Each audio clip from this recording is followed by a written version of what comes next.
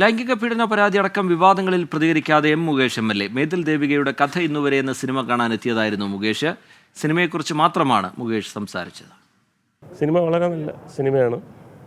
നമ്മൾ പ്രതീക്ഷിക്കാത്ത ഒരു വലിയ ട്വിസ്റ്റാണ്. നമ്മൾ പ്രതീക്ഷിച്ചില്ല. തുടക്കം മുതൽ തന്നെ അതിൻ്റേതായിട്ടുള്ള ആ തരത്തിലുള്ള ഒരു സിനിമയാണ്. വളരെ എൻജോയബിളാണ്. എല്ലാവരെയും റോള് ഗംഭീരമായിട്ടുണ്ട്. Thank U.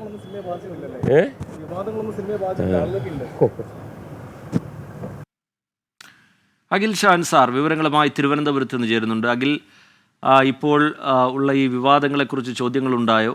മുകേഷിൻ്റെ സമീപനം എന്തായിരുന്നു? അഖിൽ ഷാൻ സാർ. റിജിത്ത്, നമുക്കറിയുന്നത് പോലെ തന്നെ ഈ മുകേഷിനെതിരായ ഈ ലൈംഗിക അതിക്രമ പരാതികൾ, ആ പരാതിക്ക് പിന്നാലെ അത് കോടതിയുടെ ഇടപെടൽ കാര്യമായി ഉണ്ടാകുന്നു. പിന്നീട് അത് മുൻകൂർ ജാമ്യമൊക്കെ ലഭിക്കുന്നുണ്ട്. പക്ഷേ ഇതുവരെ മുകേഷിൻ്റെ ഭാഗത്ത് നിന്ന് ഇതുമായി ബന്ധപ്പെട്ട് യാതൊരു പ്രതികരണവും ഉണ്ടായിരുന്നില്ല.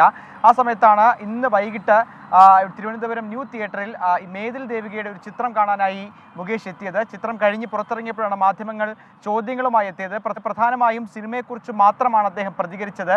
ഏതെങ്കിലും തരത്തിൽ ഈ വിവാദങ്ങളുമായി ബന്ധപ്പെട്ട ചോദ്യങ്ങൾ മാധ്യമപ്രവർത്തകർ ഉന്നയിച്ചപ്പോൾ അല്ലെങ്കിൽ ചോദിച്ചപ്പോൾ അതിൽ മറുപടിയില്ല, അല്ലെങ്കിൽ അതിൽ നിന്ന് പിന്മാറുന്ന രീതിയാണ് മുകേഷിന്റെ ഭാഗത്ത് നിന്നും ഉണ്ടായത്. ശരി, അഖിൽ ഷാൻ സാർ വിവരങ്ങൾ നൽകുകയായിരുന്നു. ചെറിയൊരു ഇടവേളയിലേക്ക് കൂടി പോകണം. ഇടവേളയ്ക്ക് ശേഷം തിരികെ.